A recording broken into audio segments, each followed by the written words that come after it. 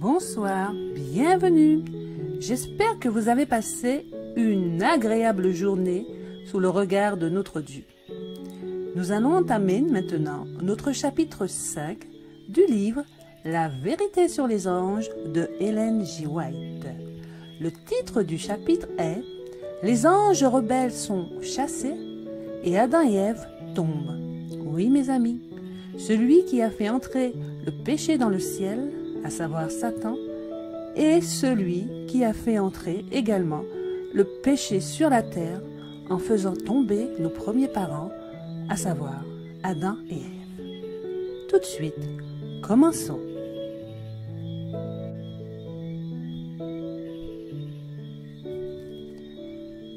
Les anges rebelles sont chassés et Adam et Ève tombent.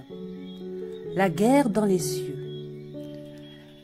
Le Christ avait travaillé dans les cours célestes pour convaincre Satan de sa terrible erreur, jusqu'à ce qu'enfin, le malin et ses sympathisants se retrouvent en rébellion ouverte contre Dieu lui-même. Le Christ, en tant que commandant du ciel, a été désigné pour réprimer la rébellion. Il y eut alors une guerre dans le ciel. Le Fils de Dieu, le Prince du ciel, et ses anges loyaux engagèrent le conflit avec l'archi-rebelle et ceux qui s'unissaient à lui. Le Fils de Dieu et les vrais anges loyaux l'emportèrent, et Satan et ses sympathisants furent chassés du ciel. Les anges étaient engagés dans la bataille. Satan voulait conquérir le Fils de Dieu et ceux qui étaient soumis à sa volonté. Mais les bons et vrais anges l'emportèrent, et Satan, avec ses sympathisants, fut chassé du ciel.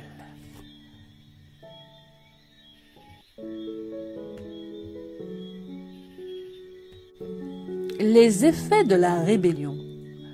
Satan était stupéfait de sa nouvelle condition. Son bonheur avait disparu. Il regarda les anges qui, avec lui, étaient autrefois si heureux, mais qui avaient été expulsés du ciel. Maintenant, tout semblait changer. Les visages qui avaient reflété l'image de leur Créateur étaient sombres et désespérés.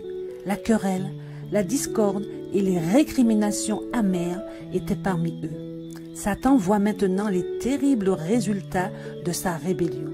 Il frémit et craint d'affronter l'avenir et de contempler la fin de ces choses. L'heure des chants de louanges joyeux et heureux à Dieu et à son Fils bien-aimé était venue. Satan avait dirigé le chœur céleste. Il avait émis la première note, puis toute l'armée angélique s'était unie à lui et de glorieuses mélodies avaient résonné dans le ciel en l'honneur de Dieu et de son Fils bien-aimé. Mais maintenant, au lieu de ces airs de musique douce, la discorde et les mots de colère tombent à l'oreille du grand chef rebelle. L'heure de l'adoration approche, quand les anges brillants et saints se prosternent devant le Père. Plus jamais il ne s'unira dans un chant céleste, plus jamais il ne s'inclinera avec révérence et sainte crainte devant la présence du Dieu éternel. Satan tremble en regardant son œuvre. Il était seul à méditer sur le passé, le présent et ses projets futurs. Sa puissante structure tremblait comme sur l'effet d'une tempête. Un ange du ciel passait par là. Il l'appela et lui demande un entretien avec le Christ. Celui-ci lui fit accorder. Il raconta alors au Fils de Dieu qu'il se repentait de sa rébellion et souhaitait retrouver la faveur de Dieu. Il était prêt à prendre la place que Dieu lui avait précédemment assignée et à être sous son sage commandement. Le Christ a pleuré sur le malheur de Satan, mais lui a dit, en tant qu'Esprit de Dieu, qu'il ne pourrait jamais être reçu au paradis. Les graines de la rébellion étaient encore en lui. Lorsque Satan fut pleinement convaincu qu'il n'y avait aucune possibilité qu'il soit réintégré dans la faveur de Dieu, il manifesta sa malice avec une haine accrue et une véhémence ardente. Comme il ne pouvait pas être admis à l'intérieur des portes du ciel, Il attendait juste à l'entrée pour narguer les anges et chercher à se disputer avec eux quand ils entraient et sortaient. La création de la terre et de l'humanité. Les anges fidèles pleurèrent le sort de ceux qui avaient été leurs compagnons dans le bonheur et la félicité. Leur perte fut ressentie dans le ciel. Le Père consulta Jésus pour qu'il mette immédiatement à exécution leur projet de créer l'homme pour habiter la terre. Le plus brillant et le plus élevé des fils de l'aube a annoncé la gloire du Christ lors de la création, et on a annoncé sa naissance par des chants d'allégresse. Lorsque Dieu a formé la terre, il y avait des montagnes, des collines et des plaines, et parmi elles des rivières et des plans d'eau. La terre n'était pas une vaste plaine, mais la monotonie du paysage était rompue par des collines et des montagnes, non pas hautes et déchiquetées comme aujourd'hui, mais régulières et de belles formes. Les anges voyaient et se réjouissaient des œuvres merveilleuses et magnifiques de Dieu. Tous les cieux ont pris un intérêt profond et joyeux à la création du monde et de l'homme. Les êtres humains constituaient un ordre nouveau et distinct. Après les êtres angéliques, la famille humaine, formée à l'image de Dieu, est la plus noble de ses œuvres créées. Le Seigneur avait doté Adam des pouvoirs mentaux supérieurs à ceux de toute créature vivante qu'il avait créée. Ces pouvoirs mentaux étaient à peine inférieurs à ceux des anges. Dès que le Seigneur, par Jésus-Christ, créa notre monde et plaça Adam et Ève dans le jardin d'Éden, Satan annonça son intention de conformer à sa propre nature le père et la mère de toute l'humanité. Lorsque le Seigneur a présenté Ève à Adam, les anges de Dieu ont été témoins de leur cérémonie. Ce couple, sans péché, ne portait aucun vêtement artificiel. Ils étaient revêtus d'une enveloppe de lumière et de gloire, telle que celle que portent les anges.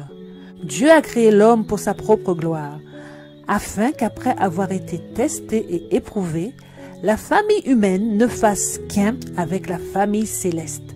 C'était le but de Dieu de repeupler le ciel avec la famille humaine. Les places laissées vacantes dans le ciel par la chute de Satan et de ses anges seront occupées par les rachetés du ciel. Adam et Ève en Éden. Bien que tout ce que Dieu a fait soit d'une beauté parfaite et que rien ne semble manquer sur la terre qu'il a créée pour rendre Adam et Ève heureux, il leur a manifesté son grand amour en plantant un jardin spécialement pour eux.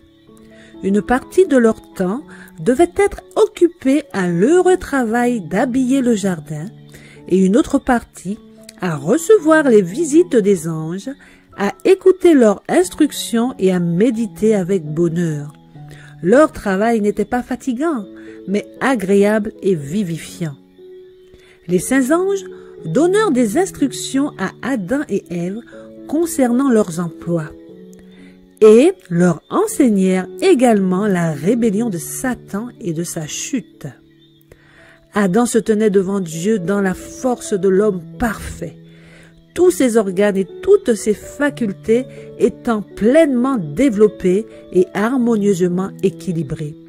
Il était entouré d'objets de beauté et conversait quotidiennement avec les saints anges. La loi de Dieu existait avant la création de l'homme. Elle était adaptée à la condition des êtres saints. Même les anges étaient gouvernés par elle. L'homme devait être testé et éprouvé, et s'il devait supporter l'épreuve de Dieu et rester loyal et fidèle après la première épreuve, il ne devait pas être assailli de tentations continuelles, mais il devait être exalté à l'égal des anges et désormais immortel. Satan projette de provoquer la chute de l'homme. Satan a informé les anges qui le suivent de ce projet d'arracher à Dieu le noble Adam et sa compagne Ève. S'il pouvait d'une manière ou d'une autre les inciter à la désobéissance, Dieu prendrait des dispositions pour leur pardonner, et lui-même et tous les anges déchus seraient alors en mesure de partager avec eux la miséricorde de Dieu. En cas d'échec, ils pourraient s'unir à Adam et Ève, car s'ils transgressaient une fois la loi de Dieu, ils seraient sujets de la colère de Dieu comme eux. Leur transgression les mettrait aussi en état de rébellion. Et ils pourraient s'unir à Adam et Ève, prendre possession de l'Éden et en faire leur demeure. Et s'ils pouvaient avoir accès à l'arbre de vie au milieu du jardin, leur force serait, pensait-il, égale à celle des saints anges, et Dieu lui-même ne pourrait les expulser. Satan organisa une consultation avec ces mauvais anges. Ils n'étaient pas tous prêts à s'unir pour s'engager dans ce travail dangereux et terrible. Il leur dit qu'il ne confierait à aucun d'eux l'accomplissement de cette tâche, car il pensait que lui seul avait la sagesse suffisante pour mener à bien une entreprise aussi importante. Il souhaitait qu'ils réfléchissent à la question pendant qu'il les quitterait et qu'il chercherait un endroit retiré pour mûrir ses plans.